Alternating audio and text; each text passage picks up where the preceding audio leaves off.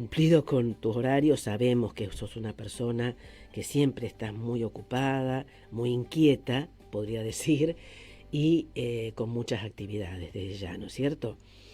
Carlos, con todo este tema, que no es menor en absoluto, de las vacunaciones y de las denuncias desde ciertos sectores políticos, ¿cuál es tu opinión respecto de estas denuncias en general a nivel nacional? Y por otro lado, tu opinión respecto del programa de vacunación desde el bloque, ¿no?, en el que perteneces y actúas activamente con respecto al cronograma de vacunación en la provincia de Santa Fe.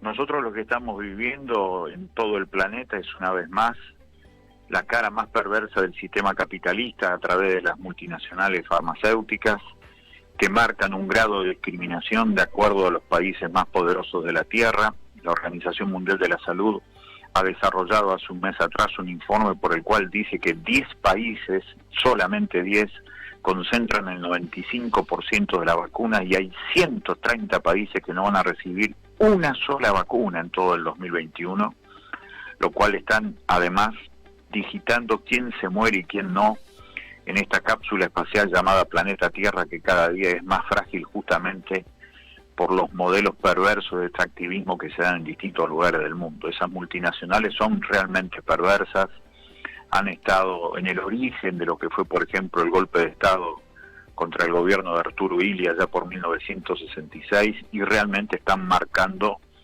a partir de algunas imposiciones que ha denunciado el Buró de Periodistas Internacional, cuando a fines del año pasado a países como Colombia, México, Chile, Perú, Brasil y Argentina, la multinacional Pfizer había pedido como garantía de potenciales juicios por un resultado adverso en mucha gente que pudiera ser vacunada, pedían como garantía no solamente que no se le hiciera ningún juicio, sino que además pedían y exigían como garantía los bienes comunes, partes enteras de la naturaleza de cada uno de esos países. Entre ellos, en la Argentina llegaron a pedir los glaciares.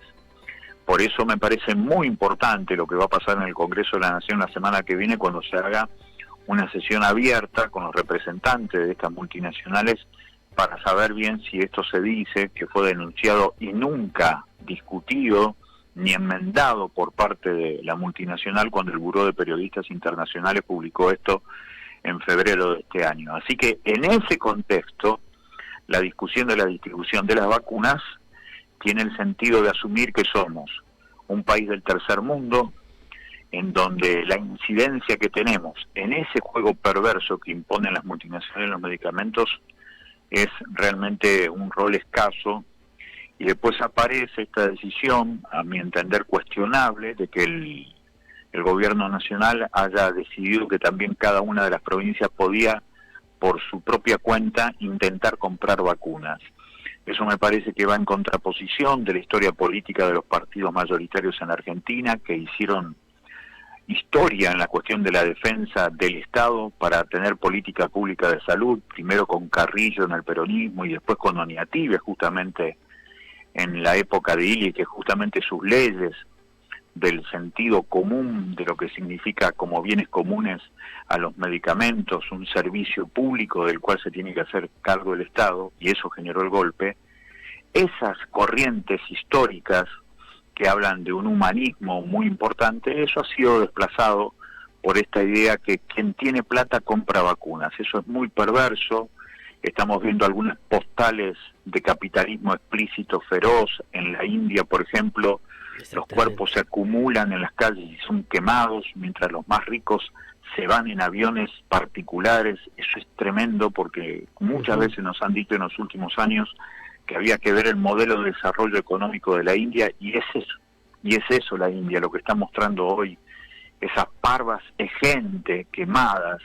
Es realmente increíble lo que estamos viendo. Por eso me parece que los cronogramas de vacuna están directamente relacionados con estas imposiciones de estas perversas multinacionales que manejan la salud de la gente simplemente como un resultado colateral de sus grandes negocios, Susana. Me parece que eso hay que tenerlo muy en cuenta. No, desde ya, Carlos, estoy de acuerdo totalmente porque indudablemente no lo ven como salud pública, todo lo contrario, ¿no es cierto? Como un negocio muy emparentado con el tráfico de armas también, indudablemente, ¿no? Sí, sí, hay cinco arterias, Susana, que alimentan el corazón del capitalismo de hace 60 años, según lo dice el Banco Mundial, las Naciones Unidas, el propio Fondo Monetario Internacional. Esas cinco arterias que alimentan el corazón del capitalismo son, en primer lugar, el petróleo, en segundo lugar, la venta de armas, en tercer lugar, los medicamentos, en cuarto lugar, el narcotráfico y en quinto lugar, la trata de personas. Así que efectivamente es así, está absolutamente emparentado. Sí, es toda una mezcla que es letal, pero que indudablemente están unidas indefectiblemente, ¿no? Y que tienen, en la mayoría de los casos, mucho más fuerza que muchos gobiernos, ¿no es cierto? Y se las Sí, de hacen hecho lo está imponer. demostrando, porque por eso es tan interesante ver qué va a pasar el Congreso el día martes cuando vayan estos representantes de estas multinacionales, a ver qué dicen. Claro. Por otro lado, Carlos, ¿cuál es tu opinión respecto de la liberación de las patentes, ¿no es cierto? Que creo que un poco lo has Nosotros estamos totalmente de acuerdo con la liberación de los patentes, esa fue uno de los principales planteos en la década del 60 y del 70 que se hacían de algunas naciones europeas, incluso existía un organismo internacional de defensa de los derechos humanos en los años 60 y 70 que era muy importante, el Tribunal Russell, del cual formaba parte, entre otros, un extraordinario escritor argentino, una de las principales luces del boom latinoamericano, que era Julio Cortázar, que en aquel momento denunciaban lo que significaba el poder de las multinacionales farmacológicas en el mundo y la necesidad de socializar las patentes, porque la propiedad de las patentes es del planeta Tierra, de la humanidad, y por eso es imprescindible que se liberen las patentes. Claro. Carlos, con respecto a la tarea en el Congreso Provincial, ¿no es cierto? ¿Qué proyectos son los que se están dentro del bloque o concretamente tuyos debatiendo con referencia a esta pandemia del COVID-19 y el periodo post-pandemia? ¿Algo o no? Sí, nosotros estamos en primer lugar haciéndonos eco de toda la gente que nos reclama que entren en los procesos de vacunación más aceleradas, por ejemplo, la gente con discapacidad que además tienen comorbilidades, esto es muy importante, personal de docencia, de enfermería, psicopedagogos, hemos presentado muchísimos proyectos de comunicación en este sentido para que sean incluidas entre quienes son considerados como trabajadoras y trabajadores esenciales, también el personal de la recolección de basura, es algo que nos está pidiendo, la gente de los municipales también nos decía, especialmente la gente que trabaja en los cementerios, hoy nos decía su secretario general hablando de toda esta situación, y después efectivamente hay que trabajar en esto que vos marcás sobre la post-pandemia. Para mí la pandemia lo que deja en claro es que el mundo se mueve gracias a los trabajadores y las trabajadoras. Por lo tanto, si la cuerda que pone a andar el mundo todos los días son las trabajadoras y los trabajadores, hay que pensar en un mundo post-pandemia en donde se puedan recuperar puestos de trabajo dignos, y en ese sentido nos hacemos eco de lo que pide la Organización Internacional del Trabajo de reducir definitivamente la jornada laboral de 8 horas a por lo menos 6, para empezar a distribuir el trabajo en blanco, con dignidad, con igual sueldo, entre los dos núcleos que más sufren hoy la desocupación, que es la gente mayor de 40 años por un lado, y por el otro lado, las personas menores de 30 años. Nosotros hemos vuelto a presentar un proyecto de ley amparado en el artículo 20 de la Constitución Provincial, en donde hasta se regula la cantidad de horas de la jornada laboral en la provincia, para que justamente aparezca la necesidad de discutir con las grandes empresas la idea que en lugar de tener 3 turnos de 8 horas haya 4 de 6. Eso podría producir en las 586 grandes empresas que tiene la provincia de Santa Fe alrededor de 48.000 puestos laborales nuevos, dignos, estables, en blanco, con todo lo de la ley, para generar una mayor articulación social, porque el proceso articulador de toda sociedad, sin lugar a dudas, es el trabajo digno, Susana.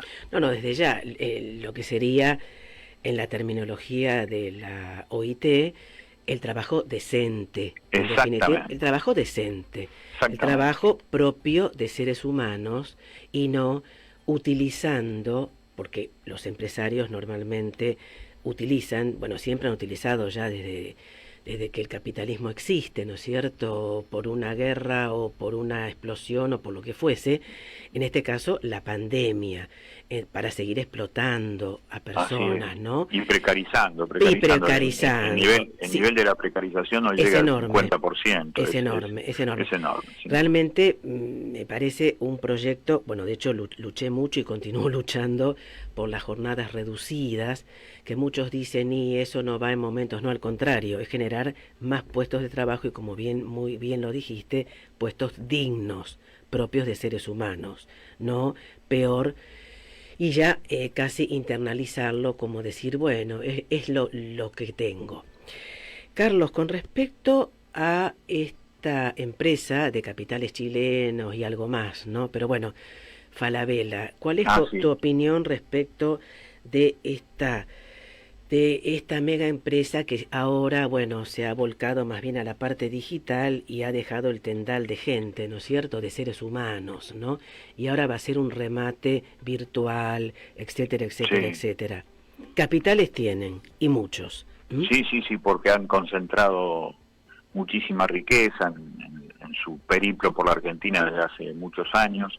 Nosotros lo que hemos informado en los últimos tiempos a través de sus balances presentados, que ellos están siempre entre los principales 100 emprendimientos más importantes que tiene la Argentina, dentro de las 1000 empresas que más venden, han acumulado un nivel de facturación enorme, con lo cual han tenido ganancias muy considerables gracias a las personas que trabajaban en ella. Exacto. Por eso el despido tiene más que ver en todo caso con un cambio de decisión empresarial, pero no con cuestiones económicas ni tampoco con la pandemia. Por eso nos parece inhumano el desprecio para con las personas trabajadoras, con los trabajadores, y por eso lo que pedimos al Ministerio de Trabajo, que además de garantizar que paguen las indemnizaciones, que por lo menos generen algún tipo de iniciativa para que toda esa gente, muchos de ellos gente mayor de 40 o 50 años, tengan alguna posibilidad laboral. No se pueden ir con tanta impunidad después de haber acumulado tanta riqueza gracias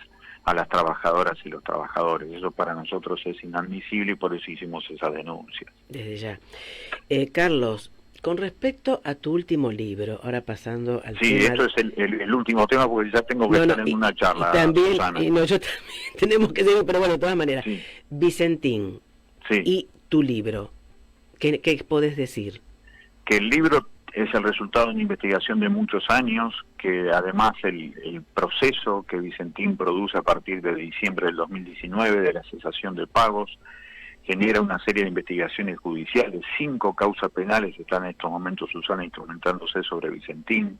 Ya están comprobados delitos que van desde estafas reiteradas hasta vaciamiento empresarial, pasando por fuga de capitales, lavado de dinero, subfacturación de exportaciones, sobrefacturación de importaciones, con lo cual ahora, antes de la feria judicial de mitad de año, se van a producir novedades con la imputación y posible detención de 8 de los funcionarios de Vicentín, que entre agosto del 2019 y enero del 2020 fugaron 791 millones de dólares que eran del Banco Nación a distintos paraísos fiscales. Así que me parece que esta situación marca que en realidad Vicentín no tuvo una crisis, sino que disfraza detrás de la crisis un proceso de fuga de capitales enorme que contó con el absoluto apoyo, consentimiento y conocimiento del gobierno de Mauricio Macri, en donde los funcionarios corruptos en ese momento del Banco Central de la República Argentina y del Banco Nación le sirvieron a la empresa para fugar, insisto, 791 millones de dólares,